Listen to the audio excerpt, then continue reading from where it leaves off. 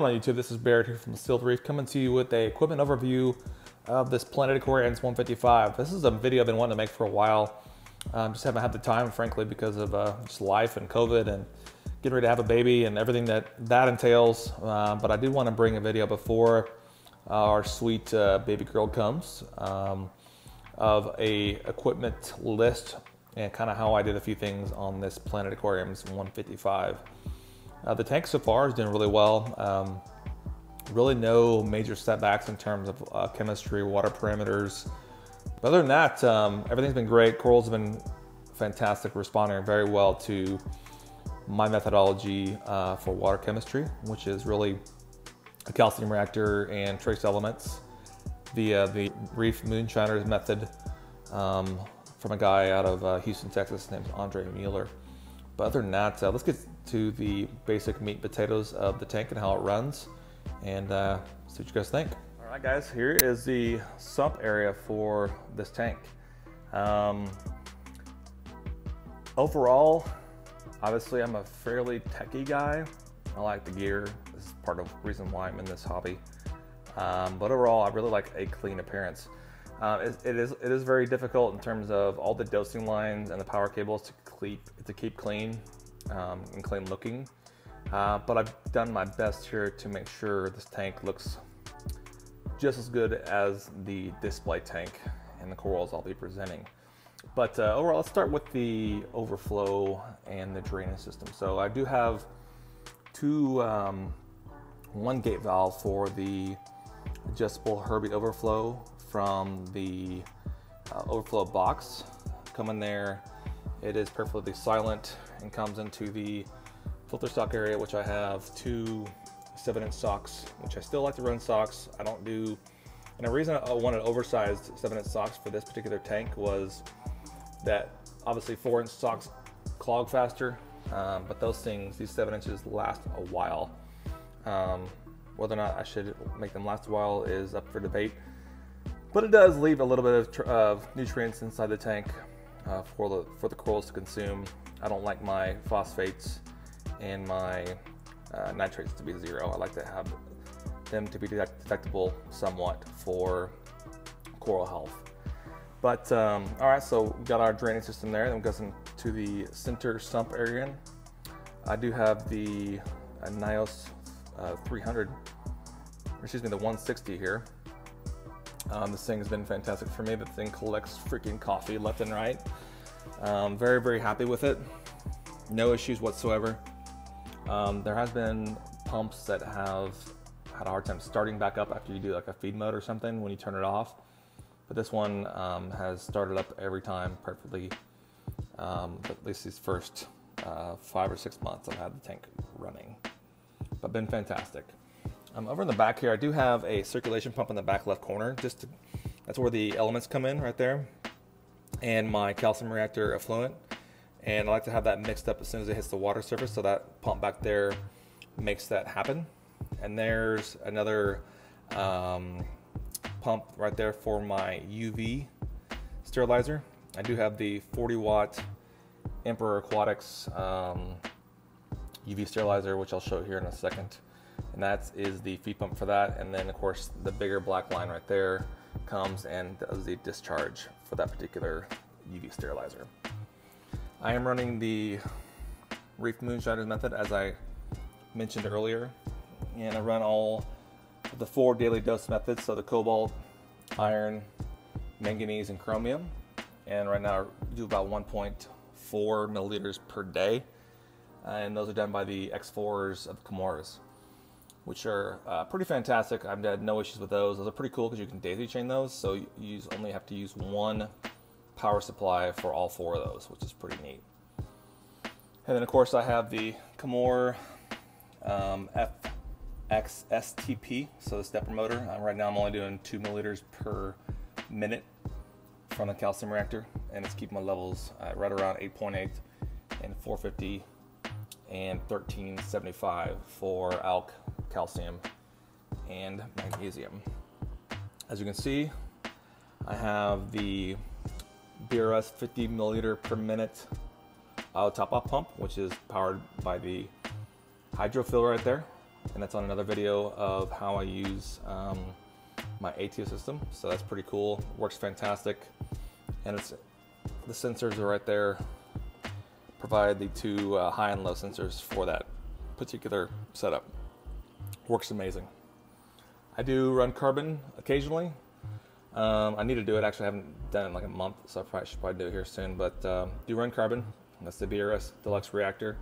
That's about 1 cup of carbon inside there for my particular setup. I don't run a ton, but it does run sometimes.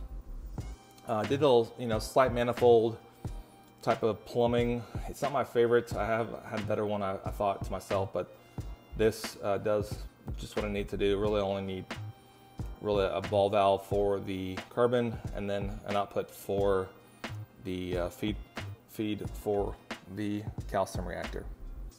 Before we hit that though, let's look at the return pump. I am using the Ecotech Marine M2. Couldn't be happier. No issues at all. Works perfect. Does its job. So nothing much to say there besides it works really well.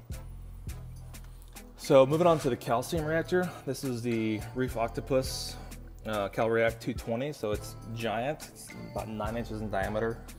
I did oversize this just to future-proof any larger tanks I'm going to be going into. This particular media will last forever, so I'm not concerned with too little fishies supply shortage, because this will last a long time. But anyway, so I do mix the Zeomag from KZ in there, and then I am using 2 little fishies Reborn media for the calcium reactor. For the CO2 regulator, I'm using the carbon doser. This thing's been fantastic. No issues at all. Worked perfect from day one. And then I just use a 5-gallon or 5-pound CO2 container from Bulk Reef Supply. And of course, the CalReact 220 comes with the Varios 6 pump from Reef Octopus, and there's a controller right there for it as well. No issues, super quiet, can't even tell it's there. So of course, for power heads, I use the MP40s, always have, always will, or at least the Ecotech line of power heads I will use. They're fantastic in the tank. And then for the controller, obviously the Apex system with the EB832 plus the EB8. I don't really need to control or at least see the power consumption on those particular plugs, so I didn't spend the extra money for an extra EB832. Just went ahead and bought one of those for extra. And then as far as the mounting board there, this is from a guy out of Tulsa. I don't even know if it makes these anymore, but it's a standoff board for any kind of obviously your controllers and power containers. And this thing is acrylic, and these standoffs are aluminum there, and they work wonderful. So anyway, Custom Reef Creations in Tulsa sells those, or they did. So if you have any questions on those, you can reach out to them and see if they still have those in stock. So that is the under area for this particular tank. But I do have a pretty cool little system here as well. Obviously I have lighting for the interior here, and it's done by this unit right here, which is pretty fantastic. So once the door closes, it'll turn off, and once it opens, I got that on Amazon for 10 bucks.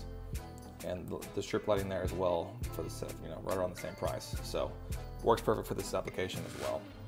Let's move up top to see what I have running for lighting and the power heads. Okay, so up here we have the 2 ATI Stratton lights, which I replaced basically 8 T5s with a Kessel AP9X. These things have absolute ridiculous coverage. Can't say enough on the quality of these lights, how well they're made, and the reaction from my corals from these lights. The configurability is pretty fantastic. The scale and the power outputs, for me at least, have been wonderful. I do have a par meter, and the par on this is super even throughout the tank, even in the corners. But as you can see, it just lights it beautifully. So super happy on the ATI Strattons. I did a review on those, so if you have questions on those particular lights, hopefully I can answer those in that review for you. But if you have any further questions, of course, let me know in the comments and I'll be glad to answer them. So I do use a fan whenever the temperature gets above 78.9, so that thing activates and creates some evaporation to cool off the tank. It happens rarely, especially here when it gets colder months. It hasn't come on as much, but when it does, it cools off the tank very quickly and efficiently. It's much better than the chiller and obviously a lot more cost effective. I do use a feeder occasionally. That is not every day. I usually use it when I'm gone or when I'm feeling generous. I'll just press the button to have it come out and feed the fish a little bit more. So I am using 3 MP40s. Got 2 on the left running on parallel, and then a anti-sync on this one on the right. And they create a great flow in there, very strong, but nothing too overpowering for the corals. And polyps love it, and they flow beautifully in the tank. For my scrubber, I just use the Tiger Shark float from Algae Free. Works great. That thing magnet is ridiculous. So if you have any thick glass, that thing will go chew through any thick glass. This glass is, I think, 3/4 inch, and it definitely eats it up. There's no issues at all. I do use a CO2 scrubber as well, so that is connected to my skimmer. I change that media about every 2 weeks when I notice a dip in pH from historical standards. So that thing works great. No complaints there. I do have a dual return for dual turn nozzles there, and I use a back siphon regulator. That's just the bulk supply one. It's fairly cheap. It's not the nicest one, but honestly it works great. I have no complaints at all. And then let's have a little frag rack there, a little algae clipper there from Two Little Fishies. Works great. I've always used them in any tank I've ever had. Then lastly, we'll have the 40-watt, absolutely massive Emperor Aquatics UV sterilizer. I run that 24/7. I don't know if I should, but I do. So that is the equipment overview for this particular tank. Lots of room to grow, lots of definitely areas of improvement I can have. I think with more tank maturity, my corals will start to grow a little bit faster. They have been a little bit slow, but they have recovered from tanks that have not been doing so hot. So I've got a lot of corals from tanks that have been failing, and these corals have recovered beautifully in my setup. So I'm pretty pleased about that. I like to be more of a nursery than something that grows 24/7. But anyway, if you have any questions on this particular setup or any questions on equipment, definitely leave it in the comments below. I will put some links in there to this equipment, on some of it, to where I found it, so you guys have an idea of where to get it. But if you like the video, please like, and if you want to see more future videos after the baby comes, please subscribe so I know my content is getting out there and people want to see it. Hope you guys are doing well. Take care. Happy Thanksgiving.